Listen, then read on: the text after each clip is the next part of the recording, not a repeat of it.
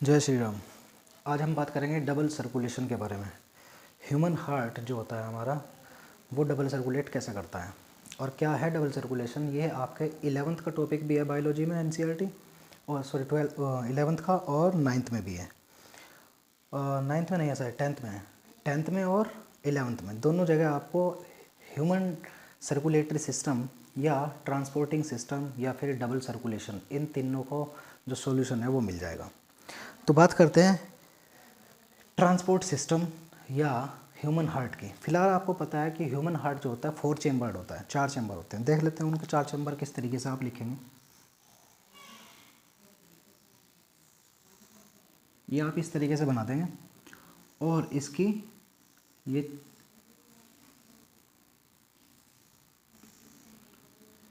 ये आ जाएगी।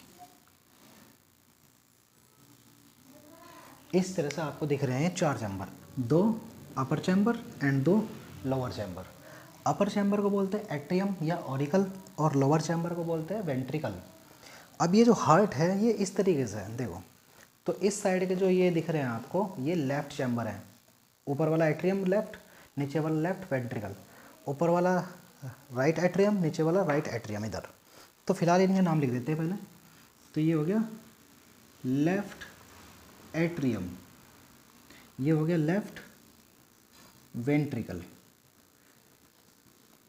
Left ventricle. इसी तरह से ये हो गया राइट एट्रियम और ये हो गया राइट वेंट्रिकल, ठीक है ना। उसके बाद आपको दिख रहा है कि ये मैं आपको बता दूं कि लेफ्ट साइड में ऑक्सीजनेटेड ब्लड रहता है और राइट साइड में डीऑक्सीजनेटेड ब्लड रहता है, यानी कि जिसमें ऑक्सीजन नहीं होती।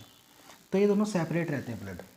तो इधर मैं यहाँ पे O2 लिख दे रहा हूँ, यानी कि यहाँ पे ऑक्सीजन ज़्यादा रहेगी ब्लड में, और इस साइड में CO2 लिख दे रहा हूँ क्योंकि यहाँ पे CO2 ज़्यादा रहती है ब्लड में, डीऑक्सीजनेटेड होता है।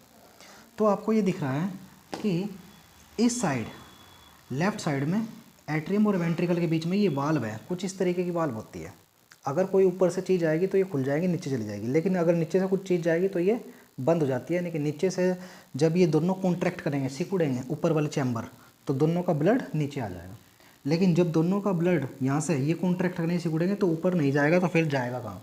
फिलहाल मैं बताता हूँ, ये जो वाल्व है, ये जो इस तरह की वाल्व मैंने बताई है, ये वाल्व लेफ्ट साइड की जो होती है उसे हम बोलते हैं बाइकस्पिड वाल्व, बाइकस्पिड वाल्व, या इसको मिट्रल वाल्व भी बोलते हैं, मिट्रल वाल्व। लेकिन यही वाल्व अगर राइट साइड में है तो उसको ट्राइकस्पिड वाल्व बोलते हैं, ट्राइकस्पिड वाल्व, ठीक है। उसके बाद आप देख रहे हैं, अब यहाँ से ब्लड, ये दोनों कॉन्ट्रैक्ट हुए, सिस्टोल हुए, ब्लड आ गया नीचे यहाँ पे, ये मैं ब्लड का फ्लो दिखा रहा हूँ, ये आ गया ब्लड। और जब ये कॉन्ट्रैक्ट करेंगे, फिलहाल इस साइड का कॉन्ट्रैक्ट करवा रहे हैं, ये यहाँ से कॉन्ट्रैक्ट करेगा तो ये जाएगा कहाँ से, ये कहाँ जाएगा, तो यहाँ पे ये होती है ट्यूब लाइक सिस्टम, यहाँ से निकलता है ये इसके पीछे से आकर के, और ये इसका नाम है एओर्टा।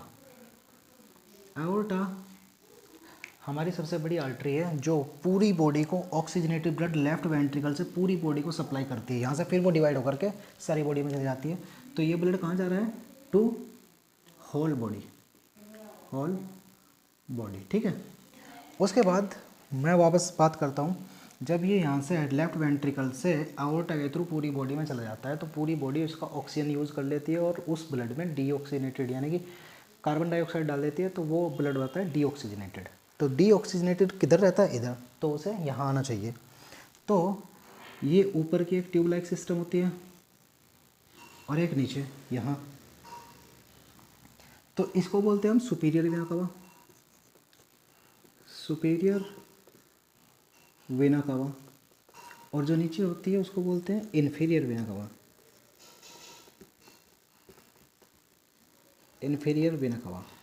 अब ये सुपीरियर वेना कवा और इन्फीरियर वेना कवा क्या करती है, ये सुपीरियर वेना कवा हमारे गर्दन से ऊपर वाले हिस्से से ब्लड को लेकर के आती है इस चैम्बर में, और इन्फीरियर वेना कावा हमारे गर्दन से नीचे वाले ब्लड को जो कि डीऑक्सीजनेटेड है, बिना ऑक्सीजन वाला, उसे लेकर के आएगी वहीं उसी चैम्बर में। ये यान इसका मतलब ये नहीं कि यहाँ खुल रही है, ये पीछे जा करके इसी में ओपन हो रही है। तो सुपीरियर वेना कावा और इन्फीरियर वेना कावा हमारा डीऑक्सीजनेटेड ब्लड को लेकर के राइट एट्रियम में ले आएगी। राइट एट्रियम फिर से कॉन्ट्रैक्ट करेगा, तो राइट एट्रियम से ये ब्लड यहाँ जाएगा और यहाँ से ये ब्लड कहाँ जाएगा, यहाँ को मैं थोड़ा रेड से दिखा देता हूँ। यहाँ भी एक ट्यूब लाइक सिस्टम इसी तरह से होती है ये, और ये भी यहाँ से जाती है इसके पीछे से, और ये यहाँ जा करके पीछे किस तरह से डिवाइड हो रही होगी ये आपको दिखा रहा हूँ मैं डॉट करके।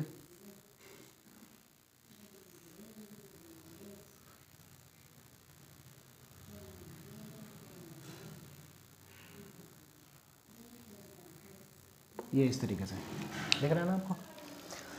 तो यहाँ से जो ब्लड आया था पूरी बॉडी से वापस, फिर यहाँ से यहाँ राइट वेंट्रिकल में, राइट वेंट्रिकल जब कॉन्ट्रैक्ट हुए तो यहाँ से ये ब्लड इस तरह से, ये राइट लंग में, ये लेफ्ट लंग में, तो इनका नाम क्या है, ये नाम हो गया इसका left pulmonary artery, left pulmonary artery है ये, और ये right pulmonary artery, right pulmonary artery. तो लेफ्ट पल्मोनरी आर्टरी और राइट पल्मोनरी आर्टरी उस ब्लड को लेकर के लंग्स में जाती है। लंग्स में आपने रेस्पिरेशन करके ऑक्सीजन भरी होगी, फिर उस ब्लड में जो कि अभी तक डीऑक्सीजनेटेड था लंग्स में चला गया, वो हो गया है ऑक्सीजनेटेड, उस ब्लड में ऑक्सीजन आ गई है। फिर उस ऑक्सीजनेटेड ब्लड को कहाँ आना चाहिए, यहाँ पे लेफ्ट साइड में, क्योंकि इधर ही रहता है ऑक्सीजनेटेड ब्लड। तो इधर जो लेकर के आती है ये चार होती है यहाँ पे पल्मोनरी वीन्स, इनका चारों का नाम पल्मोनरी वीन्स, पल्मोनरी वीन्स, ये पल्मोनरी वीन्स होती है। ये उस ऑक्सीजनेटेड ब्लड को लेकर के यहाँ आएंगे। तो यहाँ से जब ये कॉन्ट्रैक्ट होगा यहाँ से यहाँ चले जाएगा, फिर यहाँ से पूरा वही सिस्टम, ऑक्सीजनेटेड ब्लड यहाँ आता है लंग से जब ये कॉन्ट्रैक्ट, एक्चुअली ये साथ ही कॉन्ट्रैक्ट होते हैं, तो इधर से तो चला जाता है ब्लड यहाँ से लंग्स में, और इधर से चले जाता है ब्लड पूरी बॉडी में। तो जब ये कॉन्ट्रैक्ट करेगा तो पूरी बॉडी में जाएगा, पूरी बॉडी से वापस इन्फीरियर वेना कावा और सुपीरियर वेना कावा के थ्रू यहाँ आएगा, यहाँ से ट्राइकस्पिड वाल्व के थ्रू राइट वेंट्रिकल में, राइट वेंट्रिकल से पल्मोनरी आर्टरी के थ्रू लंग्स में, लंग्स से पल्मोनरी वीन्स के थ्रू लेफ्ट ऑरिकल में, लेफ्ट ऑरिकल से बाइकस्पिड वाल्व के थ्रू लेफ्ट वेंट्रिकल में, लेफ्ट वेंट्रिकल से फिर से पूरी बॉडी में। ये पूरा सिस्टम चलता रहता है। तो इसका मैं पूरा एक थोड़ा सा वो बना दे रहा हूँ कि किस किस तरीके से इसका फ्लो होगा, वो फ्लो चार्ट से बना रहा हूँ मैं, ध्यान रखिए। देखो सबसे पहले स्टार्ट करते हैं लेफ्ट वेंट्रिकल से, अगर आपको दिख रहा है यहाँ पे लेफ्ट वेंट्रिकल। तो सबसे पहले लेफ्ट वेंट्रिकल में था ब्लड, वो लेफ्ट वेंट्रिकल से कहाँ गया है, बॉडी में, बॉडी में किसके थ्रू, एओर्टा के थ्रू। फिर बॉडी से वो कहाँ आया है, यहाँ राइट एट्रियम में।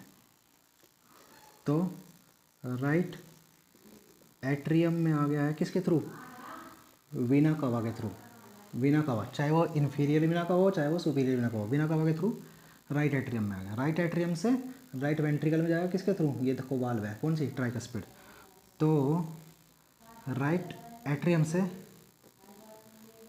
राइट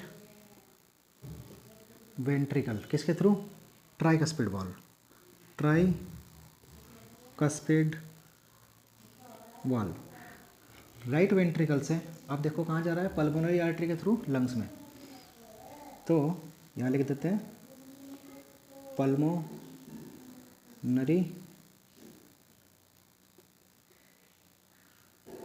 आर्टरी, पल्मोनरी आर्टरी के थ्रू कहाँ गया है, लंग्स में।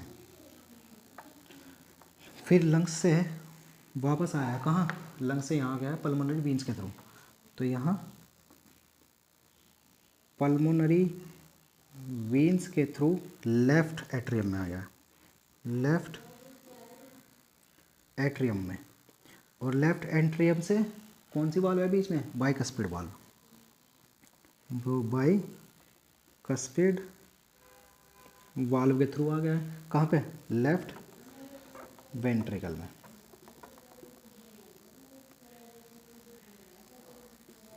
तो ये पूरा प्रोसेस है किस किस तरीके से बॉडी में ब्लड सर्कुलेट किया है। अब आपको मैं यहाँ पे डबल सर्कुलेशन की बात बताता हूँ। डबल सर्कुलेशन क्या है?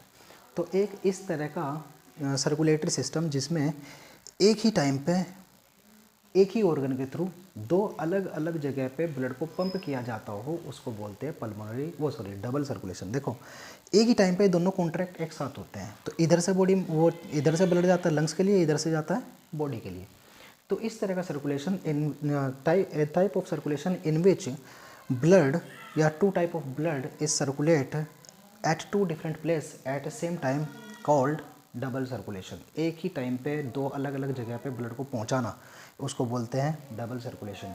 अब मैं डबल सर्कुलेशन में कुछ बात करूंगा कि कहाँ से किस तरह का, एक तो पल्मोनरी सर्कुलेशन आता है और एक सिस्टेमिक सर्कुलेशन आता है। पल्मोनरी सर्कुलेशन और सिस्टेमिक सर्कुलेशन को समझने के लिए यहाँ पे आपको मैं ये मिटा देता हूँ। अगर आपने नहीं लिखा है तो स्क्रीनशॉट जो भी आप ले सकते हैं ले लीजिए। उसके बाद मैं इसको हटा दे रहा हूँ, है ना, तो हटा दें।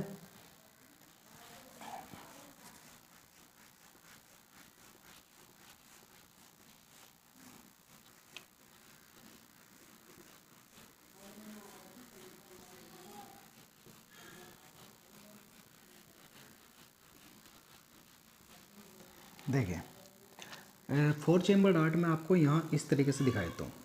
ये मान लो जी ये हार्ट है, ठीक है। ये 4 चैम्बर, अपर 2 चैम्बर, लोअर 2 चैम्बर।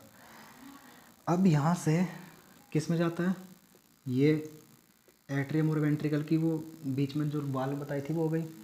यहाँ से लेफ्ट वेंट्रिकल से निकलता है ब्लड, कहाँ जाता है? एओर्टा के थ्रू। ये क्या है?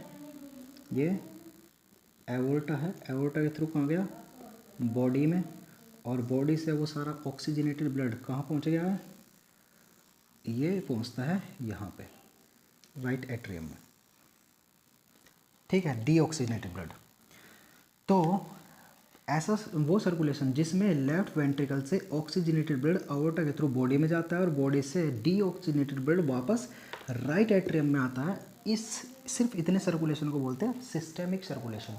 सिस्टेमिक सर्कुलेशन इसलिए कहा है क्योंकि एओर्टा के थ्रू बॉडी के सिस्टम्स के पास गया, digestive system, circulatory system, respiratory system, skeletal system.